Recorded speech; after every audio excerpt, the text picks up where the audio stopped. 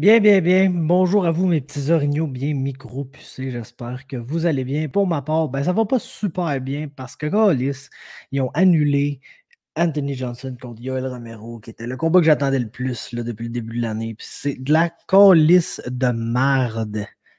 Ceci étant dit, je suis présent aujourd'hui pour vous offrir mes analyses et prédictions complètes pour la carte de samedi soir, l'UFC Vegas 25, qui met en vedette un main event assez weird, mais un bon main event entre Dominic Reyes et Jiří Prochazka. Puis, pour un Fight Night, je dirais généralement une très bonne carte. La main card est assez forte, les prelims. C'est des prelims, mais il y a des gens qu'on connaît, des gens quand même intéressants sur cette carte-là. Fait que, tu sais, en général, du bon petit fun à prévoir, je pense, pour cet événement-là. Puis, ça va passer par le main event, évidemment, comme à toutes les cartes. Souvent, quand le main event est déficient et déçoit, ben, on part de cette carte-là avec une moins bonne opinion de la carte au complet.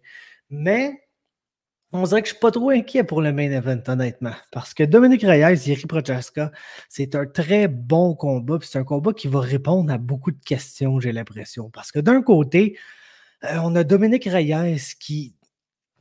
C'est pas. Ben, il y a des gens qui aiment dire que c'est pas présenté contre Jan Blachowicz. J'aime penser que Jan Blachowicz l'a juste complètement shut down. Et puis avant ça, il a perdu contre John Jones, mais dans un combat dont la décision est vraiment disputée. Mais ça pourrait être une troisième défaite consécutive là, pour Reyes s'il venait à perdre ce combat-là. Et ça serait vraiment pas bon pour son statut de contender dans la division. Puis pour ce qui est de Jiří Prochazka, il est juste bizarre.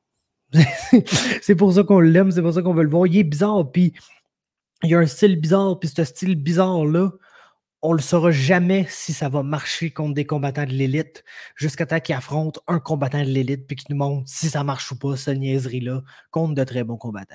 Et puis, ben, c'est à cette question-là que j'ai principalement envie d'avoir la réponse parce que, comme je vous dis, Jiří Prochazka, il est weird. Le gars, tu sais, à la base, il est tombé dans vraiment la bonne fontaine d'ADN. Puis je pense, j'ai des suspicions peut-être que dans son temps, là, avec Ryzen, il y a peut-être un petit peu d'aide, là, si vous comprenez ce que je veux dire. Mais bref, le gars est absolument gigantesque. Il est explosif, il est rapide, il est puissant. Tu sais, toutes les choses que tu nais avec, il est ça. Pour ce qui est de la technique, il y a des gens qui vous diraient qu'il est technique, il y a d'autres gens qui vous diraient qu'il n'est pas très technique. Moi, je trouve que ces techniques ne sont pas, sont belles, sont bien effectuées, sont puissantes, sont quand même propres, sont juste drôlement choisies. C'est le gars qui va pas toujours prendre les bonnes décisions, je vous dirais, mais que souvent, il va les faire marcher quand même. Tu sais, le genre de choses, le gars qui fait des choses qu'il faudrait pas qu'il fasse, mais que tu lui dis pas trop de pas faire ça parce que somehow ça marche pour lui. Mais c'est le genre de gars bizarre, combattant bizarre que Jiří Prochazka est, qui il va lancer quand même étonnamment de volume pour un gars qui frappe fort comme ça. Il est absolument tireless, là, c'est un maniaque. Puis même s'il se fatigue, il va pas arrêter de se battre. Il a déjà fait des rondes de 10 minutes, le Pride Style à Ryzen, puis il n'y a pas vraiment eu de problème avec ça. C'est c'est vraiment un drôle de fighter. Vraiment un drôle de fighter. Il va faire des moves dans ta face, il va avoir des kamehameha pis tout. Puis après ça, il va te kicker flush dans la tête ou va te lander avec une combinaison clean que les 3-4 punch, les 3-4 strikes vont lander. Puis je me demande vraiment comment Dominic Reyes va gérer ça parce que pour vrai, Reyes, c'est un bon combattant, beaucoup plus technique, beaucoup plus réfléchi. Tu sais, lui, il essaie de rester technique. C'est pas mal ça qu'il veut faire en plus de travailler derrière sa kick game puis d'essayer d'établir des reads, d'établir des patterns, des tendances chez son adversaire. Puis il va exploiter ces tendances-là pour lander ses counter-strikes. L'affaire, c'est comment tu trouves des tendances dans Jiří Prochazka. Le gars, je veux pas dire qu'il fait n'importe quoi parce qu'il y a comme il y a un peu de science là, derrière sa madness complète, mais c'est pas un combattant qui va réagir pareil comme la majorité des combattants aux feintes que tu apportes ou à tes kicks ou aux choses que tu essaies de setup. C'est pas quelqu'un qui va réagir comme Dominic Reyes s'attend probablement à ce qu'il réagisse. Puis c'est ça qui me porte à croire que ça va être très difficile là, pour Reyes d'établir des patterns puis de travailler là-dessus pour lander ses counters quand il affronte contre un gars que je sais même pas s'il y a vraiment des patterns. Il est juste là puis il lance des choses de façon étrange puis il espère que ça passe. Puis si ça passe pas, c'est pas grave, on essaye le prochain. Puis, tu sais, je me demande vraiment ça va être quoi la dynamique parce que je pense que ce qui a fait beaucoup de mal à Dominic Reyes dans son combat contre Blachowicz, c'est la pression de Jan Blachowicz. Puis Prochaska, c'est ça qu'il veut faire. Il veut être dans ta face, il veut lancer du volume. C'est un combattant qui travaille à un pace tellement élevé pour light heavyweight que nécessairement met beaucoup de pression sur ses adversaires. Puis, j'ai l'impression que le premier round de ce combat-là, ça va soit être Dominic Reyes qui est complètement overwhelmed par les attaques de Jiri Prochaska, ou ça va être Jiri Prochaska qui se calisse tête première dans quelque chose que Dominic Reyes envoie parce que on s'entend que une des lacunes de Prochaska, c'est sa défense. C'est pas un combattant très, très, très défensif. Il est immensément gros et tough. Fait que souvent, c'est comme pas ça qui dérange. Son autre grosse lacune, puis là où il peut potentiellement perdre ses combats généralement, c'est au niveau de la lutte. C'est pas un bon lutteur. Du tout, vraiment pas un bon lutteur, mais il y a comme un genre de tendance à. Tu sais, le combattant, là, que tu le take down, puis tu le contrôles au sol, puis il fait pas grand-chose. Tu peux m'amener, puis il trouve son ouverture, il se lève, les deux se relèvent debout, puis il te knock instantanément quand que vous vous levez. Ben, c'est ça qu'il fait souvent, Jiri Prochaska. Il a comme tendance à passer 4 minutes 50 du round sur son dos, se lever dans les 10 dernières secondes, puis complètement allumer son adversaire, puis gagner le combat ainsi. Fait. Puis tu sais, est-ce que Dominic Reyes va arriver, puis va lutter dans ce combat-là? Il pourrait, je suis sûr qu'il est capable. Je suis pas mal sûr que c'est un meilleur lutteur que Jiri Prochaska aussi. Est-ce que ça sera son avantage de sortir un style qui est complètement, genre, pas dans les choses qu'il fait habituellement? Je pense que ça pourrait être plus taxant sur son cardio. Puis tu veux pas nécessairement te retrouver bien fatigué au round 4 comme contre le complet maniaque que Jiri qui va fatigué ou pas continuer à te courir après. Là. Fait que je pense que je pique Prochaska pour vrai. Je sais pas si c'est le pic intelligent, mais ça me tente. Je l'aime, il est weird. Puis j'ai envie de voir de quoi de weird, j'ai envie de voir de quoi de le fun. Fait que je pique Prochaska, KO, troisième round, de quoi de même. Je veux voir un fight, mais sinon, regarde, let's go. Co-main event maintenant, Giga Chikadze, Cub Swanson. Comme je vous dis, une très bonne carte, très bon petit combat partout sur la carte. Puis ça en est un de genre de prospect versus veteran. Là. Passing of the torch là, en tant que tel, parce que je pense que c'est ça que l'UFC essaie de faire là, avec Cub Swanson. On le voit affronter les Burgos, on le voit affronter de plus en plus les genres de contender on the rise dans la division. Puis si tu bats Cub Swanson, t'as ton spot dans le top 15 pour pas mal toujours, là, je vous dirais. Fait que ça va être un bon combat. Ça va être un bon combat. Ce qui me gosse un peu de ce combat-là, ben, c'est que Chikadze est vraiment très grand. Et puis, c'est pas mal ça qui arrive quand tu regardes Cub Swanson là, dans ses derniers combats. C'est de perdre contre des grands combattants qui l'outreach et qui sont capables de juste travailler un peu plus à distance que lui puis avoir du succès. Tu sais, quand tu regardes ses dernières défaites, on a Shane Burgos. C'est assez un grand combattant, même s'il y a un genre de stance bizarre un peu. C'est un grand featherweight. Renato Moicano, rendu un lightweight. Brian Ortega, on s'entend. Max Holloway. C'est la seule personne qui a vraiment donné de la difficulté et qui n'était pas grand, ben, c'était Frankie Edgar. Puis on sait exactement ce qui est arrivé dans ces combats-là. On s'en rappellera tous. Et puis c'est pas ça que Giga Chikadze va faire.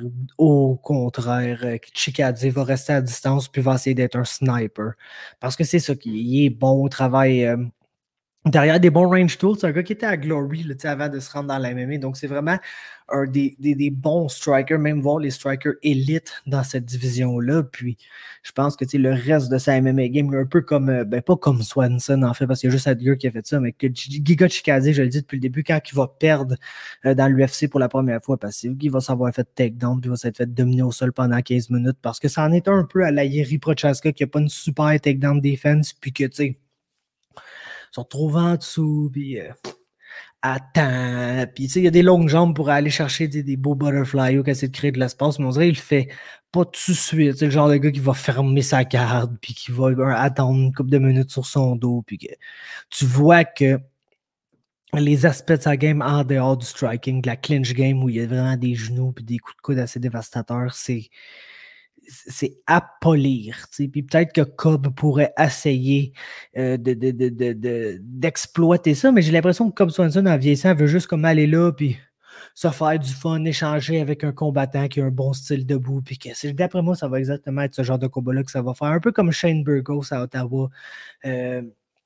un beau combat back and forth où les deux ont des moments, mais qu'au final, le gars qui est le plus lent, le plus lent, le plus long, le plus rangy va être celui qui va réussir à lander le plus de coups parce que Cobb Swanson, ben, s'il n'est pas capable d'atteindre son adversaire, il va swinger dans le vide nécessairement. Donc, je pense que j'ai Giga Chikadze ici par décision. Ça nous mène à un combat chez les light heavyweight, Ion Cutelaba face à Dustin Jacoby et puis je pense que je pique Jacoby ici, honnêtement, parce que Ion, on le sait qu'est-ce qu'il fait. Il commence complètement batshit inside au premier round, il se gazote complètement, puis après, sa game fall un peu apart, puis c'est un gars qui, tu sais, très exploitable sur plusieurs aspects. C'est un striker plus technique que lui, tu peux le laisser venir à toi puis essayer, genre, c'est une game très dangereuse, il faut le dire, d'essayer d'éviter les strikes de couteau là-bas puis de lander les siennes. Il faut que tu sois genre un esti de malade à la Magomed Ankalaev pour faire ça, selon moi. Mais, tu sais, c'est pas comme si Jacoby, qui est un kickboxer, va arriver là puis essayer de travailler une takedown game non plus. Fait que, va échanger de bout, il va falloir qu'il soit très prudent, d'après moi, au premier round.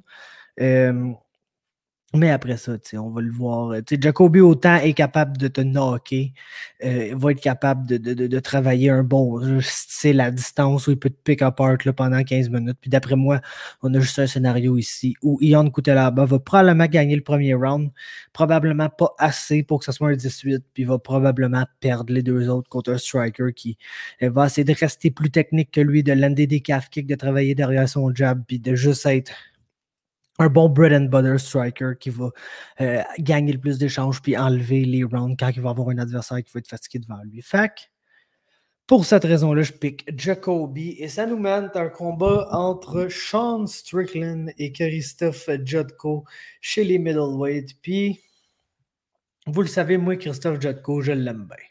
Je le trouve nice comme gars. Je l'ai déjà eu en entrevue sur mon podcast. Il était vraiment cool. Il a un pug. Il est vraiment laid back comme dude. Puis, je l'aime bien quand même. C'est un chill fighter. Mais j'ai l'impression que Sean Strickland, c'est pas un bon match-up pour lui du tout, du tout, du tout.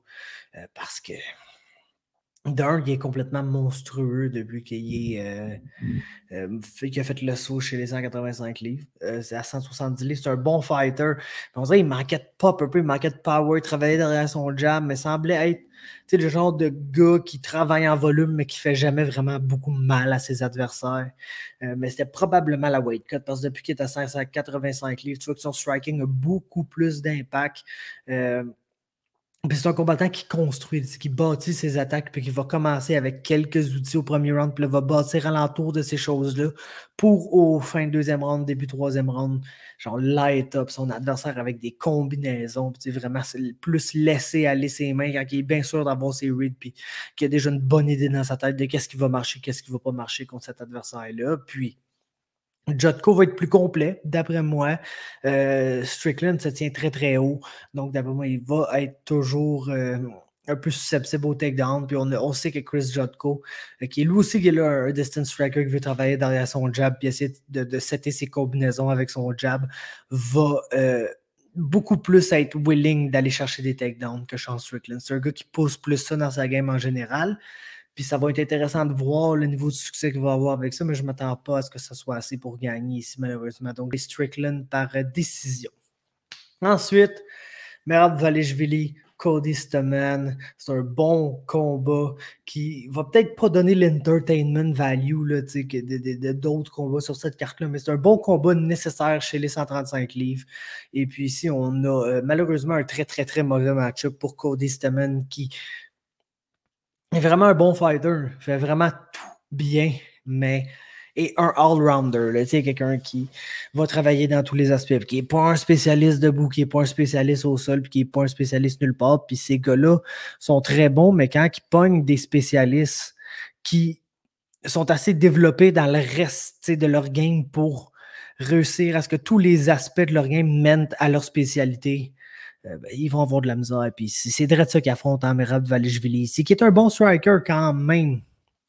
Pas genre super technique, pas quelqu'un qui va être capable là, pendant 15 minutes de se battre debout, mais son striking, il y a un jab, il y a un overhand, puis son overhand, des fois, quand il lance, il duck dans un double leg, puis c'est un power double leg guy, puis c'est absolument pas un bon top control fighter, c'est un gars qui va vouloir te takedown, te laisser te relever pour te re-takedown à nouveau. Le gars, il aime des records de takedown dans ses combats.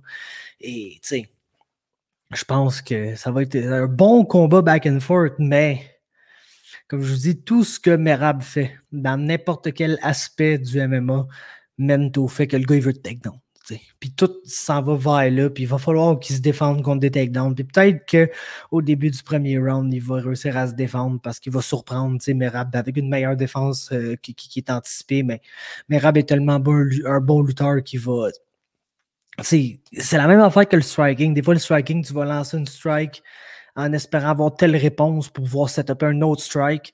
C'est la même affaire avec la lutte. Tu vas lancer, mettons, un double leg parce que tu le sais qu'il sprawl de telle manière au double leg puis que ça t'ouvre, mettons, le single leg de l'autre bord ou un trip takedown ou un body lock takedown ou juste une opportunité dans le clinch de... Fait que c'est ça que Merab va faire. Il va chain wrestle puis il va trouver le takedown qui marche puis il va l'exploiter puis il va gagner ce combat-là par décision. Ensuite, Poliana Botello. Face à Luana Carolina.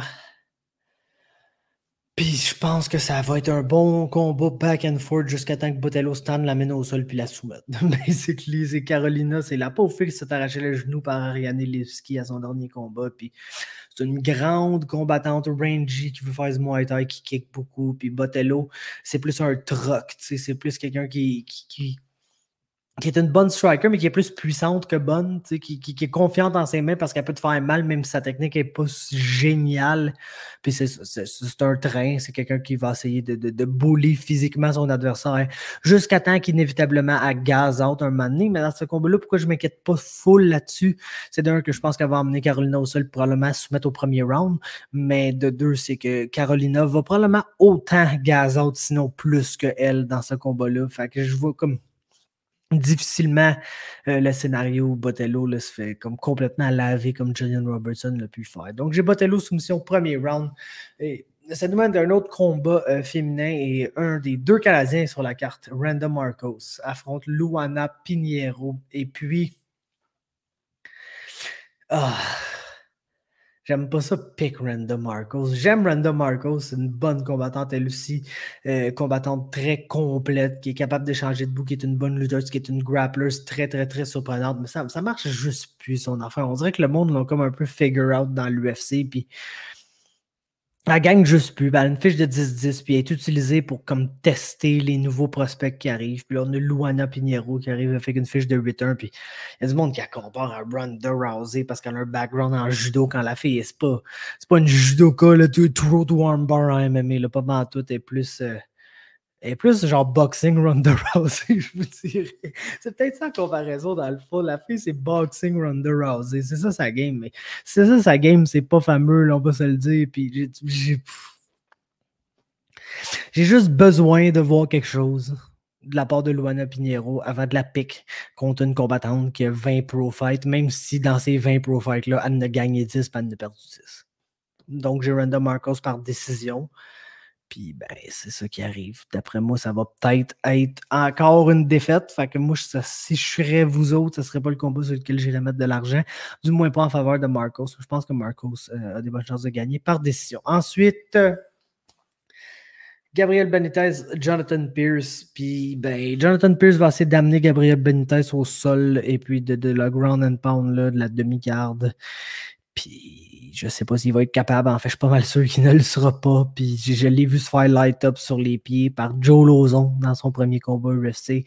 Fait qu'imagine si Joe Lauzon, il pète la gueule debout, comment Gabriel Benitez va y péter la gueule debout. Puis, il faut lui donner, Jonathan Pierce est excessivement tough. Ça en a pris beaucoup à Joe Lauzon pour le finir. Mais Joe Lauzon, là, c'est pas Gabriel Benitez debout. La release de Benitez est beaucoup plus rapide debout, beaucoup plus stiff. Le gars, il a du power, il est précis, il est clean. Et puis, c'est quand même un bon défendeur de takedown en général, puis un bon combattant au sol qui a plusieurs manières là, de se relever, de juste pas se passer trop de temps sur son dos. Fait que je pense qu'il va avoir assez de temps debout pour faire mal à notre ami Jonathan Pierce. Puis j'anticipe un TKO à quelque part au deuxième round en faveur de Gabriel Benitez. Ensuite, Kai Kamaka, TJ Brown. Et puis, ben, juste pas confiance en TJ Brown, honnêtement. C'est juste ça qui arrive. C'est genre de journeyman. T'es arrivé dans l'UFC à 14-6, déjà perdu 2 fois. Battait absolument Jordan Griffin jusqu'à temps qu'il s'est fait passer une des guillotines les plus bizarres de l'histoire des arts martiaux mix. Écoute, j'ai juste pas confiance en TJ Brown. Honnêtement, je sortirais bien. Tu sais, Kamaka, c'est un bon fighter, bon combattant qui va préférer se battre debout puis essayer d'échanger son adversaire. Il y a quand même des tendances un peu brawler, je vous dirais. Je pense que c'est un Hawaïen aussi, justement, là, ce qui expliquerait ces tendances un peu brawler. Mais bon gars, tough. Bon striking, capable de travailler en combinaison. On l'a vu justement contre Jonathan Pierce se faire un peu takedown puis dominer là, puis ça va bien été pour lui. Je pense pas que TJ Brown est capable de faire ça. Je pense pas que c'est un aussi bon athlète que lui. Puis j'ai Kamaka par décision. Ensuite, Loma Lookbonmi face à Sam Hughes. Puis je sais pas ce qu'ils veulent faire avec Sam Hughes, mais c'est pointé sur short notice dans l'UFC contre Tisha Torres, qui est tout petite, mais qui est tellement rapide. Puis on a tout de suite vu là, la différence de rapidité entre les deux. C'est comme Sam Hughes n'allait même pas mettre la main sur Tisha Torres. Fait que pour son deuxième combat, ils ont dit tiens, qu'est-ce qu'on va faire? On va lui donner la combattante la plus petite et la plus rapide après Tisha Torres dans cette division-là. Puis c'est Loma Lookbonmi, puis elle va y casser la gueule. Puis si Sam Hughes réussit à rentrer dans le clinch, ben ça va faire encore plus mal que contre Tisha Torres. Parce que Torres, ça te pète la gueule en volume debout, mais quand elle clinch, est plus grappling center d'avancer de te take down. Loma Lookbonmi, c'est une combattante de taille. C'est une taille. Elle est née à se faire colisser des leg kicks, puis des body kicks, puis des genoux dans le corps. Puis dès que ça va rentrer dans le clinch, là, elle va pas être gentille avec Sam Hughes. Fait que j'ai Loma Lookbonmi par TKO au troisième round dans ce combat-là. Et ça nous mène à un combat qui implique le deuxième Canadien sur cette carte-là, KB Bhullar face à Andreas Michailidis. Puis moi, j'aime pas ça dire ça, mais je pense que c'est pas un bon combat du tout pour KB Bhullar qui, tu sais, ce qu'il veut, même s'il est gigantesque puis il est rangy, c'est être up close. Il veut clincher son adversaire contre la cage, il veut lander des takedowns, s'installer sur le top, puis lander du ground and pound là. Puis beaucoup de ce game-là, on s'est rendu compte dans ses débuts avec l'UFC, était dépendante du fait qu'il est basically plus gros et plus fort que tout le monde qui affronte. C'est juste ça qui arrive avec KB Bhullar. Il est un frame de 6 et 4 super imposant pour middleweight. Puis il était plus... Surtout sur la scène régionale canadienne où oui, tu affrontes un Matt Dwyer qui est un bon combattant, mais qui est un 170 livres là, à la base. Donc, il a toujours été plus gros, plus physique que ses adversaires. Il arrive dans l'UFC où tout le monde est aussi gros et aussi physique que lui. Puis on voit qu'il y a de la misère. Puis pour son deuxième combat, il donne encore un combat. Il donne encore un combattant très physique, peut-être même plus physique que Tom Breeze est un 170 livres qui, oui, se taxait à faire 170 livres, puis il est probablement optimal à 185 livres, mais quand même quelqu'un qui se battait à 170 livres. Michailidis, il est moins grand que Bhullar, il est moins grand que Breeze, mais il se battait à 205 livres avant d'être dans l'UFC. Puis sa game, c'est d'aller de l'avant, puis de frapper fort. Puis je sais juste pas comment KB va dealer avec ça, honnêtement. Puis j'ai Michailidis par TKO au deuxième round. Si ce combat-là dure trop longtemps, je pense que Michailidis pourrait gasser. Puis là, on pourrait voir KB avoir du succès. Fait que je pense pas que c'est complètement perdu, mais je pense que ça va être très difficile d'être plus physique que Michailidis. Puis, à ce qu'on a vu, quand KB n'est pas capable d'être plus physique que son adversaire, ça va pas très bien pour lui. Donc, j'ai Michailidis par TKO et ça nous mène au premier combat de la soirée, Luke Sanders, Felipe Colares. Et puis, ben... j'ai de la misère avec ce combat-là, plus que je devrais en avoir, parce que c'est pas compliqué. Luke Sanders, c'est le gars qui gagne ses combats jusqu'à temps que tout fall off au troisième round puis qu'il perde de façon complètement brutale. Et puis, Felipe Colares, c'est le gars que tu sous-estimes, mais qui continue à être là pendant 15 minutes puis être super tough, même si on se rappellera tous son combat là, contre Montel Jackson, le gars. Il s'est fait 18 au premier round. Il s'est fait finir. Tu sais, n'importe quel combattant se serait fait finir dans ce premier round-là. Lui, c'est non seulement pas fait finir dans ce combat-là, ce premier round-là, c'est-à-dire, mais il est revenu dans le combat par après. Puis oui, il a perdu, là, clairement, mais il a réussi à être plus compétitif qu'au premier round dans les deux autres rounds d'après. Puis ça, c'était après s'être fait coller une sale rince. Fait que j'ai envie de prendre Colares. Parce que Luke Sanders va trouver un moyen d'échapper ce combat-là. Mais d'un autre côté, Quand je regarde l'affiche à Colares, il y a beaucoup de décisions. Puis je pense que jusqu'au moment où Luke Sanders va gaz out, il va gagner ce combat-là. Donc, est-ce qu'on va assister à un scénario où Luke Sanders va gagner ce combat-là jusqu'au troisième round où tout va complètement fall apart, mais que Colares va gagner le troisième round, mais passer un bon finisher pour le finir, donc Sanders va quand même gagner le combat 2 rounds à 1, ou si on assiste à un scénario où Sanders va se faire finir au troisième round. Je vais prendre l'option le fun, OK? Je vais prendre la soumission au troisième round pour Colares, mais s'il y a quelque chose que je n'ai pas confiance, c'est bien ça. Et ça va conclure. On a fait le tour de la carte, 12 bons petits combats. C'est quand même une belle carte, comme je vous ai dit. Main card, très strong. Les prélims, tu sais, il y a de l'action, il y a deux Canadiens, il y a des beaux combats back and forth. Ça va être compétitif, même si c'est pas des énormes prospects, des combattants qu'on s'attend à ce qu'ils deviennent champions du monde. Kai Kamaka, Gabriel Benitez, Luma Lookboonmee, c'est tous des combattants très le fun. Là. Même Luke Sanders puis Felipe Colares, là, même, sont pas excellents, ils sont le fun. Fait que je pense qu'on va avoir du fun. Belle petite carte. Et puis, c'est ça. Laissez-moi un like si vous avez apprécié. Commentez dans les commentaires pour me faire part de n'importe quelle affaire que vous voulez me faire part. Et puis abonnez-vous à MMA Talk et on se parle prochainement.